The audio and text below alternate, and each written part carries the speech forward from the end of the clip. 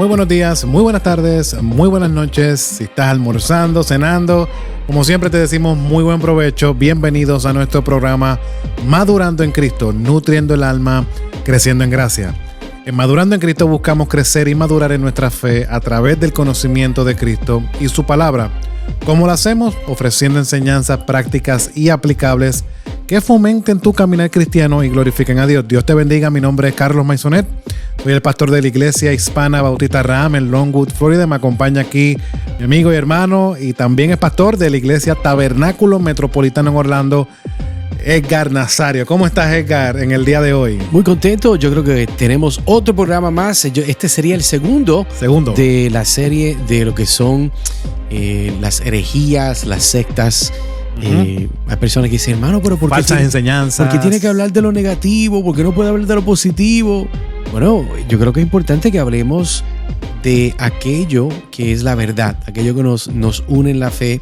Y cuando nosotros hablamos de tal vez de una secta, de otra religión que es subevangélica, nosotros no estamos diciendo que no amamos a esas personas que creen tal vez en esa secta, si sea, qué sé yo, hinduismo, el budismo, los mormones, testigos de Jehová.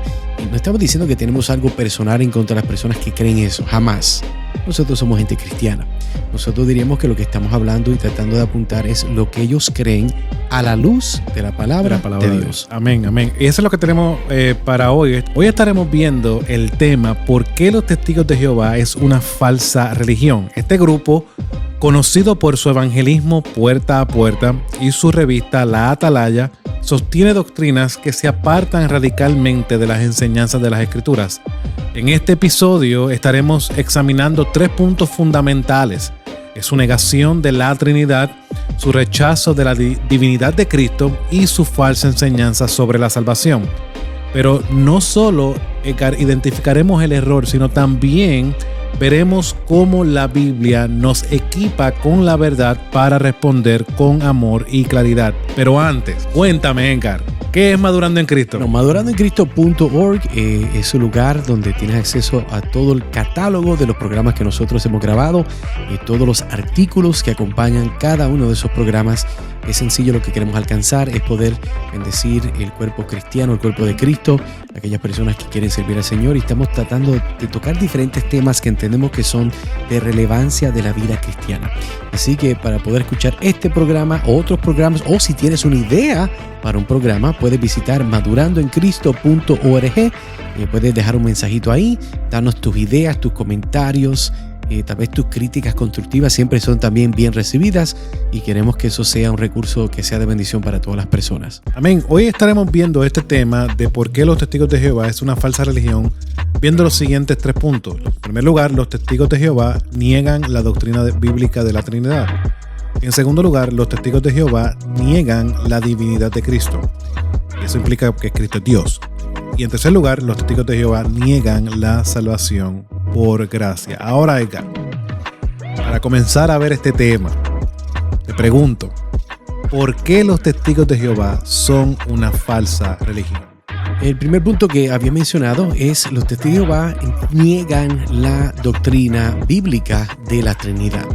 Y esto es un tema muy importante porque esta secta, ¿verdad?, de los testigos de Jehová, sencillamente rechazan la doctrina bíblica de la Trinidad. ¿Y qué es lo que ellos creen? Bueno, ellos afirman que Dios es un ser singular llamado Jehová, y niegan que el Hijo y el Espíritu Santo sean coeternos y coiguales con el Padre. Y según su enseñanza, Carlos, Jesús, ¿cómo te explico? Jesús es un ser creado. Él es identificado como el arcángel Miguel, y el Espíritu Santo es una fuerza impersonal, como una energía, y en realidad no una persona divina. Entonces, sin embargo, cuando nosotros vemos lo que ellos creen, a lo que la Biblia nos muestra claramente, la doctrina de la Trinidad está firmemente establecida en las Escrituras. Por ejemplo, Mateo 28:19 nos manda a bautizar. ¿Cómo? En el nombre del Padre, y del Hijo, y del Espíritu Santo. Entonces, ¿cómo es posible que ellos niegan esta relación trinitaria bíblica, quién es Dios en esencia, Ellos niegan lo que dice la palabra de Dios. Entonces, viendo este texto en el nombre del Padre y del Hijo y del Espíritu Santo, este texto destaca la unidad, la coigualdad de las tres personas en un solo Dios. Por ejemplo, también en Juan 1:1, que vamos a ver un poquito más cerca, vemos que el Verbo era Dios, afirmando que la divinidad y eternidad de Cristo. O sea, además, Hechos capítulo 5, versículo 3 al 4, describe al Espíritu Santo como Dios, revelando su personalidad y su divinidad. Y la negación de la Trinidad distorsiona la esencia misma de Dios, porque Él es perfecto en unidad y comunión dentro de su propia naturaleza triuna. Y sin el entendimiento correcto, Carlos, de lo que es esto, la Trinidad, no se puede comprender plenamente cómo es que el Padre planeó la redención, cómo el Hijo la llevó a cabo, cómo el Espíritu Santo la aplica a nuestras vidas. El fundador, Charles Taze Russell, rechazó la doctrina cristiana tradicional de la Trinidad. Enfatizó la creencia en un solo Dios, Jehová, y veía a Jesús como su agente en lugar de parte de una deidad trina. Eso hay que considerarlo porque es muy importante. Imaginemos un trípode que sostiene una cámara. Cada una de sus patas representa al Padre, al Hijo y al Espíritu Santo, trabajando juntos en perfecta unidad para sostener el propósito divino. Si una de las patas es removida, el trípode colapsa, ya deja de ser un trípode y deja de cumplir su función. De manera similar, si negamos a cualquiera de las tres personas de la Trinidad, nuestra comprensión de Dios se desploma. El Padre no puede ser plenamente conocido sin el Hijo, y el Hijo no puede ser recibido sin la obra regeneradora del Espíritu Santo. Así como el trípode necesita todas sus patas para mantenerse firme, nuestra fe depende de la plena revelación del Dios Trino. Y aquí creo que es importante traer que la doctrina de la Trinidad, de esta doctrina depende de nuestra salvación. Eso es lo que estamos tratando de decir. Por lo cual, negar la Trinidad no solo desfigura la naturaleza de Dios, sino también distorsiona el Evangelio, ya que la salvación es una obra conjunta del Padre, del Hijo y del Espíritu Santo. Sin esta verdad, la esperanza del Evangelio pierde su fundamento. Yo creo que esto también nos recuerda lo que Pablo le recuerda a los Gálatas. Que si ustedes escuchan a alguien que trata de ¿qué? De predicar o de traer otro evangelio. Otro evangelio diferente, o sea, que sea anatema, que sea maldito. O sea, vemos la importancia de tener claro no solamente qué es el evangelio, sino el contenido del mismo. Y el contenido tiene la obra del Padre y del Hijo y del Espíritu Santo. El atentar con cualquiera de estas partes o de las personas que componen la Trinidad está afectando la doctrina del evangelio. Y como vemos que mencionamos, sin esta verdad la esperanza del evangelio pierde su fundamento. Tenemos a un Salvador que es creación, realmente nos pudo haber salvado. Tenemos un Espíritu Santo que nos dice esa palabra que nos santifica. ¿Podrá realmente santificarnos si no es Dios mismo? Entonces trae muchos problemas más que soluciones. Ahora, ¿cómo podemos aplicar esto en nuestra vida cristiana? Hermano, debemos de entender que debemos de adorar a Dios en su plenitud, como Padre, como Hijo y como Espíritu Santo. Aunque esta doctrina, tenemos que ser claros, no lo vamos a entender perfectamente y completamente, y eso es por la razón de nuestra limitación humana. Eso es correcto. Somos seres limitados que no vamos a entender, pero porque no entendamos algo no quiere decir que lo vamos a negar. Correcto. Ese es un problema, por lo cual debemos de reconocer lo que Dios ha revelado en su palabra de sí mismo y con eso en mente adorar a Dios en su plenitud como Padre, Hijo y Espíritu Santo. En segundo lugar, esto nos lleva a estudiar este tema más profundamente. Debemos dedicar tiempo a estudiar las Escrituras para comprender esta doctrina que, aunque no aparece, tenemos que hacer la redundancia, la palabra Trinidad no aparece en la Biblia, vemos el concepto a través de toda la Escritura. Ahora, en tercer lugar, sé paciente y claro al explicar esta doctrina a los testigos de Jehová. Esto nos lleva a orar mucho también para que el Espíritu Santo revele esta verdad a quienes niegan la Trinidad. Sabemos que la salvación proviene del Señor, nosotros no cambiamos los corazones, eso lo hace únicamente Dios. Ahora, Edgar, ya vimos este primer punto de que los testigos de Jehová niegan la doctrina bíblica de la Trinidad. Ahora, ¿Qué más podemos decir sobre los testigos de Jehová para decir que son una falsa religión? Bueno, otro aspecto que muestra claramente que ellos es una secta subevangélica es porque ellos niegan la divinidad de Cristo. Y esto es un problema muy severo porque según los testigos de Jehová, Jesús, escuche con mucha atención, Jesús no es Dios encarnado, sino un ser creado, el primero de los actos de la creación de Jehová. Y traduce en Juan 1:1, y se acuerda que dice en el principio era el verbo era con Dios y el verbo era Dios. Y la Biblia de ellos, dicho sea de paso, no dice eso. Y no es porque el original no lo dice, es porque la forma que ellos lo traducen está equivocado y correcto y con malicia. Alguien puede negar y decir que no, pero eso es para otro día.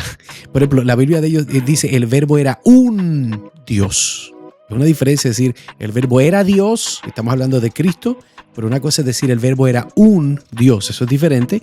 Y cuando dicen esto están denigrando a Cristo a un estatus inferior. Y esta enseñanza contradice numerosos pasajes que proclaman claramente que Jesús es Dios eterno. Y el cristianismo bíblico histórico enseña que Jesús no es creado, sino el creador. Por eso Juan capítulo 1 versículo 1 al 3 muestra que Jesús, como el verbo, existía en el principio, es Dios y participó en la creación de todas las cosas. Otro aspecto que usted puede verificar también en Colosenses 2:9, Pablo declara, en él habita corporalmente toda la plenitud de la deidad. En Hebreos capítulo 1 versículo 8, el Padre llama al Hijo Dios, reconociendo su divinidad y autoridad eterna. Fíjate, Carlos, si nosotros sabemos que si Jesús no fuera plenamente Dios, no podría ser nuestro Salvador. O sea, ya que solo un ser infinito puede pagar la deuda infinita de nuestros pecados, rechazar la divinidad entonces de Cristo es muy sencillo, equivale a rechazar la misma fuente de salvación. Por eso es que es una herejía, por eso es que es una falsa religión. De nuevo, hablando del fundador Charles Taze Russell, él reconocía la divinidad de Cristo, pero escucha bien, pero enseñaba, esto es lo interesante, que Jesús recibió esta divinidad, la recibió, no es que la tenía, como un don del Padre después de su crucifixión. Entonces, no veía a Jesús como coigual a Dios, sino como un ser creado que fue exaltado post-mortem. Entonces, después de que murió, fue exaltado. Ahí fue entonces que recibió la divinidad. Pero antes de eso, él no tenía divinidad y eso claramente contradice la palabra de Dios. Así que es importante tener esos puntos claros. Sí, directamente, y es algo que nosotros podemos ver. Yo ahora mismo estoy predicando, como hemos mencionado antes, el Evangelio de Marcos. El Evangelio de Marcos tiene una peculiaridad de que menciona la supremacía de Jesús sobre diferentes áreas, sobre la vida, sobre la muerte, sobre las enfermedades, sobre el pecado. Entonces vemos esa realidad que el mismo Jesús anuncia lo que va a suceder. Él proclama 3 veces a los apóstoles lo que va a suceder. Él va a ser entregado a los gentiles por medio de los escribas y los líderes religiosos, y va a morir y va a resucitar. Entonces vemos claramente cómo en diferentes, el Evangelio de Marcos nos muestra esa realidad, y los demás evangelios, que no hay una razón por la cual yo pueda llegar a la conclusión de que Cristo no es quien dice ser.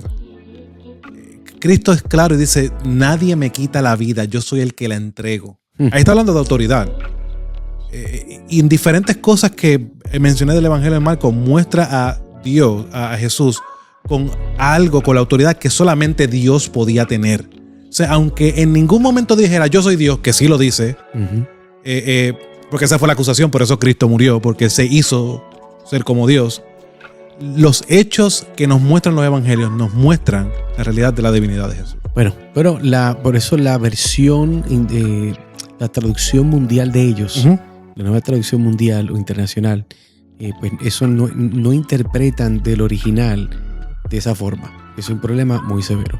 Vamos a ver, a ilustrar esto de esta manera. Imaginemos un puente que conecta 2 islas separadas por un vasto abismo. La isla de un lado representa a la humanidad caída y del otro a un Dios santo. Jesús, siendo plenamente Dios y plenamente hombre, es el único puente capaz de cerrar esa brecha. Lo que dice el apóstol Pablo: no hay otro mediador entre Dios y los hombres, solamente Jesucristo.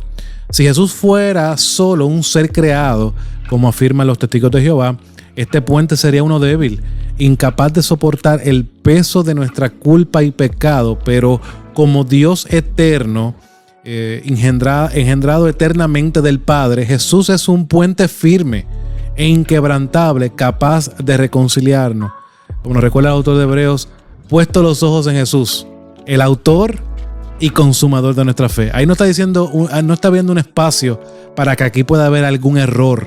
Nope. Está hablando de que toda la vida, la muerte y la resurrección de Jesús es en esa obra perfecta, que incluimos también su encarnación. Como él fue su encarnación, claro. Incluimos todo esto. Es suficiente para nosotros confiar y poner nuestra fe totalmente, porque Él lo ha hecho posible. Por eso es que hay un solo sacrificio. Entonces, aquí vemos claramente, Edgar, que como hemos discutido, que hemos visto dos razones ya. Los testigos de Jehová niegan la divinidad de Cristo, y en primer lugar vimos que los testigos de Jehová niegan la doctrina de la salvación. Ahora, ¿qué más podemos decir, Edgar, para mencionar la realidad de que los testigos de Jehová son una falsa religión? Bueno, ya vimos dos puntos sumamente fuertes. El tercero es que ellos niegan la salvación por gracia. Usted dirá, pero no, porque yo hablé con una persona. Pues déjame explicarlo un poquito, porque lo que estamos sacando los estamos citando a ellos. Fíjate, Carlos, los testigos de Jehová enseñan también que la salvación depende de la fe en Jehová junto con la obediencia. Escuche bien. Y las buenas obras y la participación activa de su organización. Entonces, ellos también niegan la seguridad de salvación, dejando a sus seguidores en incertidumbre constante sobre su destino eterno. Esto es peligroso porque la Biblia dice de que la salvación es por medio de la fe. Nuestra salvación es por medio de la obra de Cristo. Usted no necesita hacer obras para ganarse la salvación. Eso es un regalo de Dios. Ellos no creen eso. Ellos creen que la salvación depende de la fe suya y de sus buenas obras. Hay un problema, porque le hago yo la pregunta a usted. ¿Cuántas buenas obras son necesarias para ir al cielo? Buena pregunta. Y nadie me la va a contestar. Sí, porque tú puedes decir 10. No, es que nadie te va a decir porque nadie tiene una respuesta. Claro. Es ridículo. Pero una persona, y vamos a hablar en otra ocasión del, por ejemplo, el catolicismo romano, que tiene una posición similar, donde ellos no creen que hay una seguridad de salvación. Ellos creen de que hay obras que tenemos que hacer. Pero volviendo a la idea de lo que estamos viendo, de que niegan la salvación por gracia, fíjate, el contraste de lo que nosotros creemos como verdad, evangélicos, protestantes, la Biblia proclama que la salvación es un regalo de Dios y merecido de Dios, recibido únicamente por gracia mediante la fe. Efesios 2, versículo 8 y 9, que muchas personas los conocen, dice: por gracias sois salvos por medio de la fe, no por obras, para que nadie se gloríe. Tito 3:5 refuerza este concepto y dice: nos salvó no por obras de justicia que nosotros hubiéramos hecho, sino por su misericordia. Entonces, ¿qué entendemos? Bueno, intentar ganar la salvación por obras desvirtúa el evangelio y desprecia la suficiencia de la obra de Cristo en la cruz, que pagó completamente por nuestra deuda de pecado. Entonces, Charles Taze Russell, el fundador, creía que la fe por sí sola no era suficiente para la salvación. Esto es un problema gigantesco, porque él enseñaba que una vida de autosacrificio, una vida de servicio a la verdad también era necesaria. El problema aquí es que dice que es necesaria. Para convertirse. Exactamente, para ser efectivo y meritar salvación, meritar perdón de pecado. La Biblia no enseña eso. Ahora, ¿debería un cristiano vivir una vida de verdad? Claro que sí, porque la fe tiene frutos. Y los frutos es lo que es la evidencia de que alguien es nacido de nuevo. Y la misma carta de los Efesios, que el mismo texto que acabamos de leer cerca por allí, dice claramente que estamos andando en las buenas obras que Él preparó de antemano. Por lo cual la vida, el fruto que podemos tener ahora de vivir una vida correcta, es algo que Dios está haciendo. Hermano, ¿cómo se ve eso en la práctica? Bueno, cuando usted lee la Biblia, cuando usted ora, cuando usted usa los medios de gracia, usted está utilizando lo que Dios ha provisto, la gracia del Señor, para su crecimiento. Y es así que, por lo cual podemos vivir en lo que Dios nos ha mandado a vivir. Pero no es porque hay una justicia interna nuestra para vivir correctamente. Ese es el problema. Por eso es que es bien problemático lo que decimos aquí, que menciona Russell, porque él dice el servicio y el autosacrificio eran necesarios para convertirse. La Biblia no postula eso. La Biblia dice, ahora ya tú en Cristo eres nueva criatura. Todas las cosas viejas pasaron, todas son hechas nuevas. ¿Ves cómo conflige y es conflictivo con lo que la Biblia postula claramente? Y digo esto, mira, el problema aquí más grande es este. Escúchame bien, amigo, amiga. Este es el problema con esta idea. Si es necesario que tú tienes que hacer buenas obras, significa que la obra que Cristo hizo no es suficiente.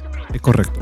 Entonces hay que hacer la otra próxima pregunta, que es lógica. ¿Para qué entonces Cristo fue a la cruz? Imagínate que una persona muere después de vivir una vida de pecado y esa persona quiere ser salva. Pues ahora, como no puede hacer buenas obras, se chavó, no puede ser salvo. Según los testigos de Jehová, lo que postulan, porque no hubo oportunidad para hacer buenas obras. Tú te pones a pensar del ladrón en la cruz. Eso mismo. ¿Qué obra hizo ese? Ninguna. Ahora, él sí defendió a Cristo, ¿verdad? Contra el otro, ¿verdad? Ratero, ese hombre malísimo que se burlaba. O sea, hay evidencias de una conversión, pero sus obras jamás serán necesarias o para ser salvo o para usted poder meritar una gracia de Dios. Vamos a ilustrar esto rápidamente. Imaginemos un padre que regala una bicicleta a su hijo. Si el hijo insiste en pagarla o trabajar para obtenerla, el regalo deja de ser un regalo. De la misma manera, la salvación no puede ser comprada ni ganada. Es un regalo inmerecido dado por gracia.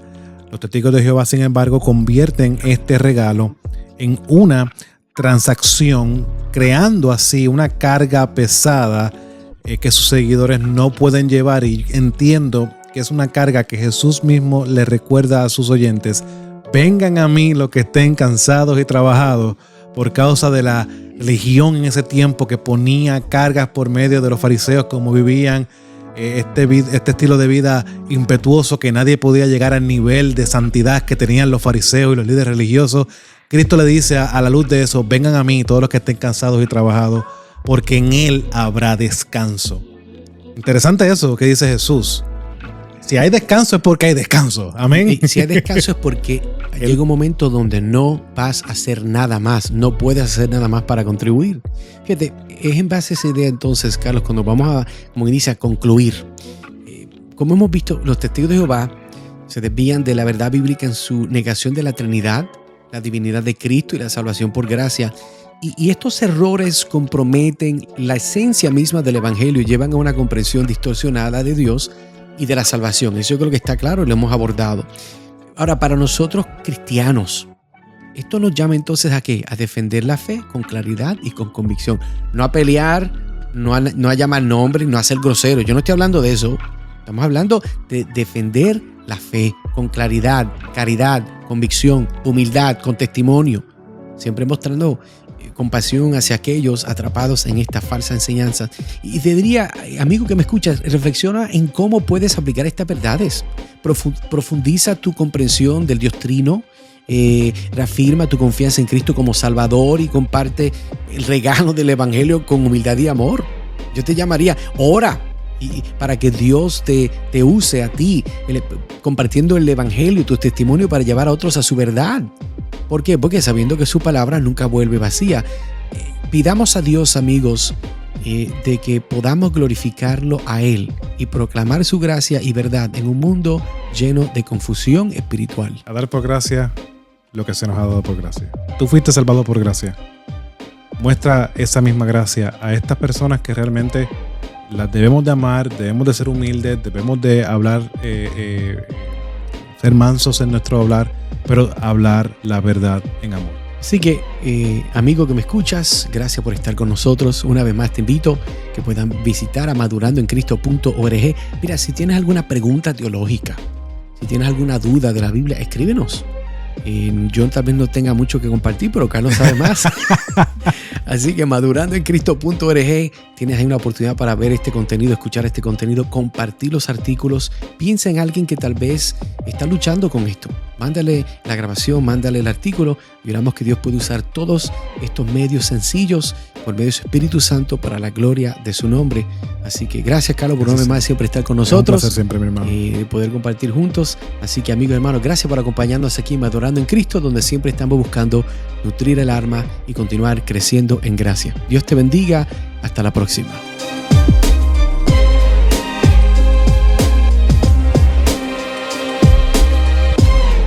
Este programa es un ministerio de la Iglesia Hispana Bautista Raham. Somos una iglesia bautista reformada que busca impactar nuestra comunidad cada domingo por medio de una predicación sana, expositiva, versículo a versículo, que exalta a nuestro Dios y produce crecimiento en la vida de los creyentes, por medio de enseñanzas bíblicas a los niños, jóvenes y adultos.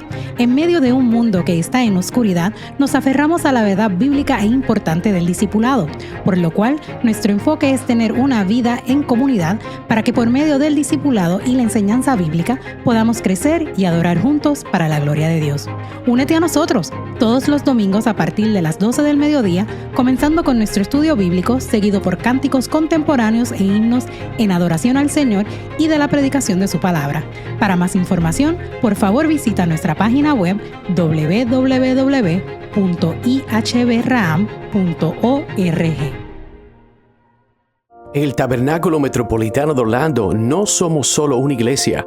Somos un faro de esperanza predicando, enseñando y discipulando para la gloria de Dios. Cada domingo únete a nosotros para adorar a las 10:30 de la mañana, donde la sana doctrina ilumina nuestro camino y la Biblia guía nuestros pasos. Profundiza en las Escrituras con nuestra predicación expositiva verso por verso. Nutre la fe de tu familia con programas dedicados para niños y enriquece tu vida a través de nuestro ministerio evangelístico y nuestro compromiso con la sana doctrina. En un mundo confundido en busca de significado, encuentra tu fundamento en el Tabernáculo Metropolitano de Orlando.